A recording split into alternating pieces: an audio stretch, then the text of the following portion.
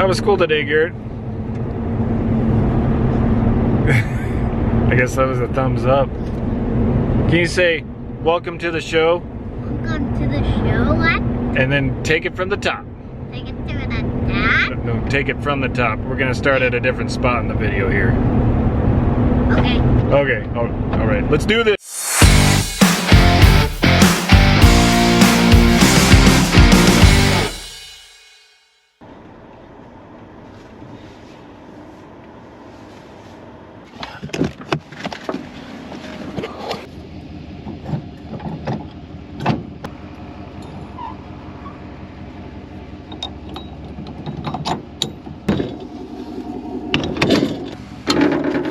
So you know something interesting about these pickups? In case if you didn't know, if you're into trailers,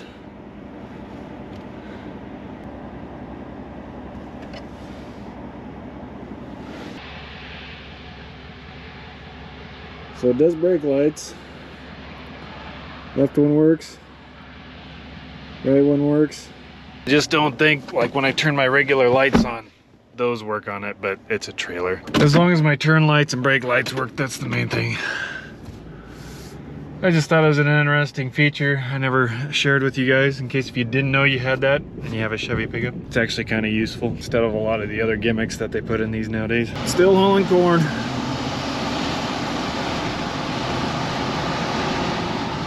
So yesterday it was mid-70s. Today we're at 35 right now. I think we're only supposed to get into the upper 40s, which isn't bad, but I was wearing shorts yesterday. And we started working on some of our pivots that we're gonna do by ourselves. And it was glorious. But I was changing those yellow pucks out of pivots. We're heading to pick up a tire right now at one field. We got one that's completely flat, that's not taking air. So we're gonna go grab that, head out to the field, swap it out. My brother's out there swapping out a center drive right now, and we'll go from there. How's that sound? So yeah, right now we are starting to work on pivots to get them ready for the new season.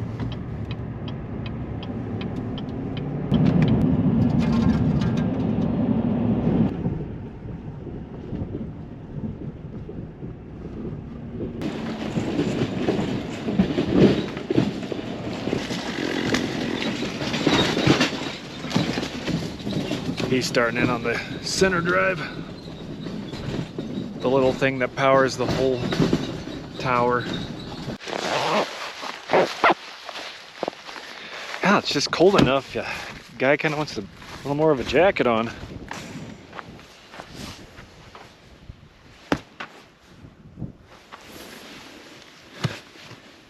Better mark the hole. Tire had 9 live, just spent them all.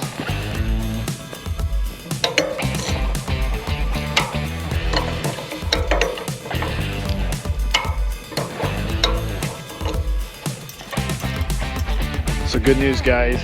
This isn't like one of the older Valley boxes, if you've been with me for a while, that we've talked about. This is a Valley pivot, but a lot of the older ones would have the lug bolts that went in through the back. We've kind of been through that whole ordeal in the past. So you know the relief when this gearbox has been updated, that it's got the lug nuts and it just slides off, because that's a whole nother issue when you got the ones that have the lug bolts and you got to line them all up. Makes it a lot easier. So now I just need to zap them off. So that's the first. Let's see if it's a 15. I knew it. Why'd you guys tell me?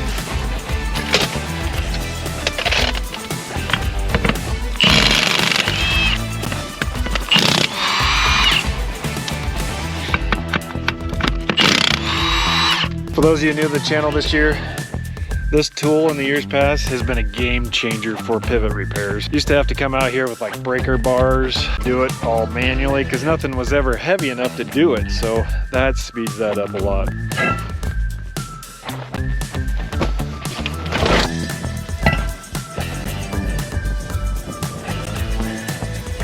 You can work it around and get the others on.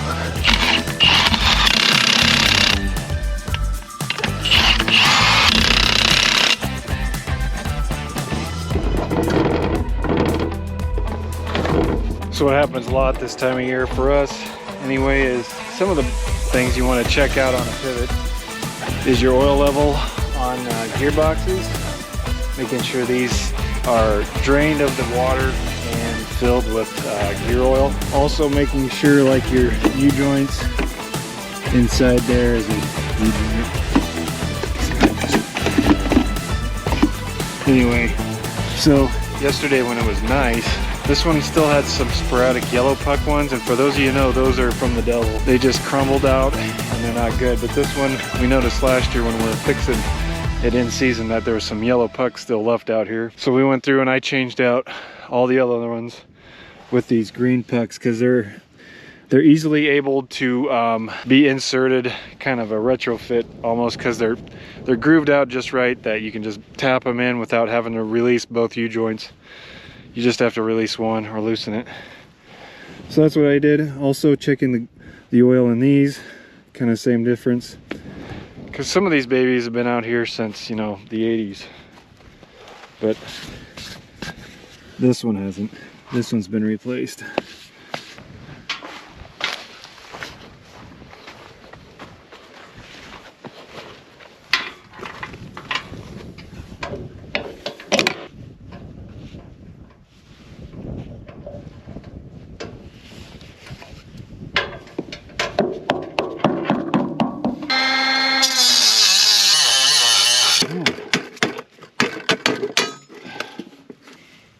They are pretty corroded, ain't they?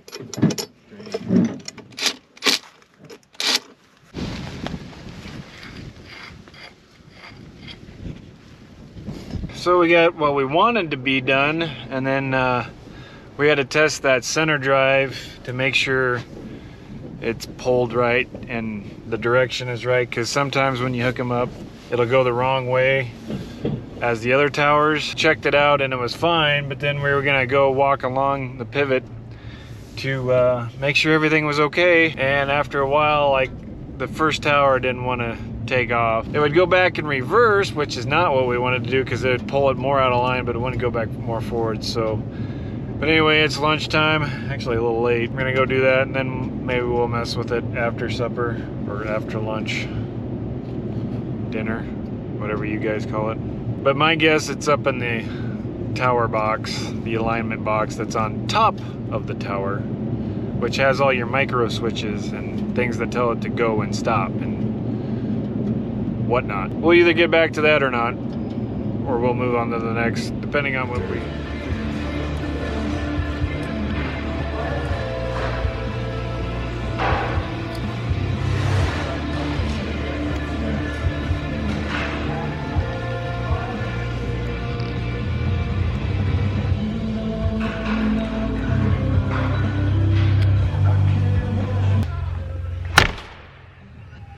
So I shut this down again.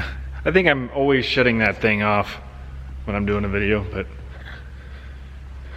get some better lighting out here. So it's snowing outside today, getting a little bit of moisture, not a lot. Before it moves, looks like John Boy's feeding some cows there. But no, I had some quick questions that some people asked me. One was about how we apply the fertilizer. So I thought I'd kind of do a video, maybe get some of that stuff out of the way before. Yesterday, as you've seen in here, I was sneaking some shots in of my brother and his two kids. They were regating some pipe. They didn't quite get it all swept out yet here, so, but I suppose I could do that.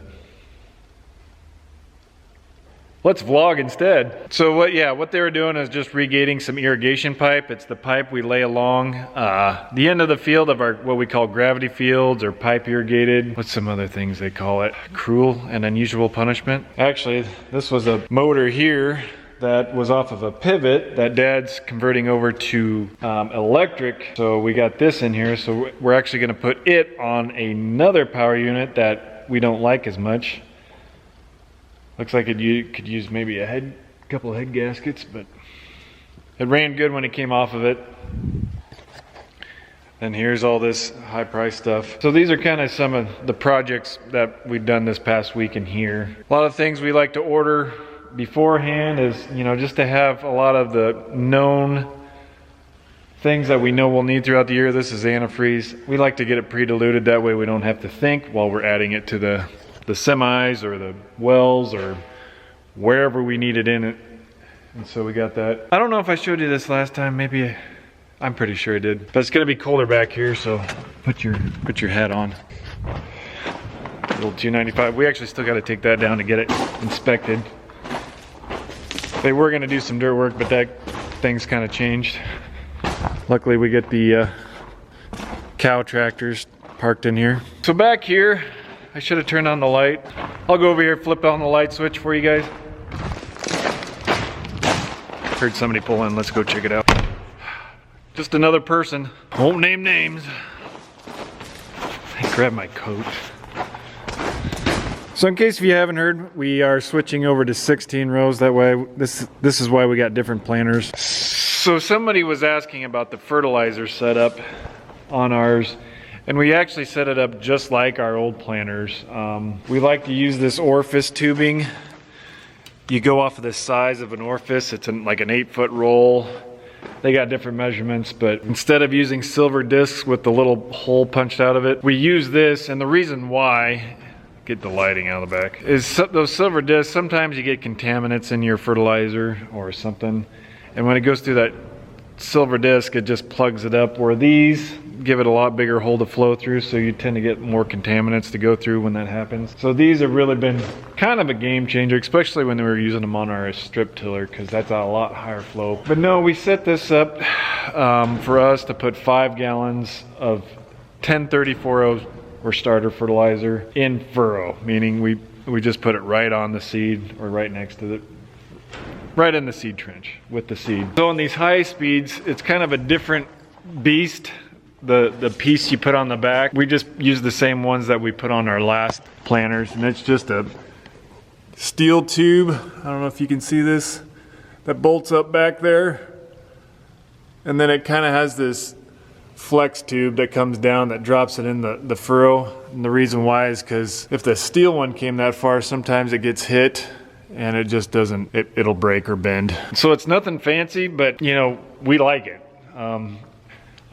Me personally like it, and this might be trivial or controversial, I like it better than a Keaton seed firmer, which is something that runs on top of the seed, because I think it might drag some of that seed and hurt spacing, but I can't prove that. And you guys can yell at me all you want. I don't care. It's just one of those things. It's a very subjective thing, planting. There's all kinds of different planter attachments. Change from last year, since we're not putting fertilizer on with our strip tiller this year, we got a change coming with that. And I'll show you in a later video. Hopefully we get it sometime soon, our new strip tiller. But so since we're not putting our fertilizer on with the strip tiller, we decided to have mount the pumps back here. The reason why is we won't have to have these pumps sitting on our tractors, which sometimes you can get a little bit of a fertilizer escape, or this pump. Mine would kind of leak oil. I had some O-rings. It's just easier. That way it's one less thing you have to mount on the tractor. Same as last year, we have a Dosatron pump. This will be able to put on insecticide. You just fill it in here and it injects it right into, right into the pump. The reason why is a lot of insecticides can't be tank mixed with the fertilizer, but they can be shot right together before they go into the furrow and still be effective, somewhat.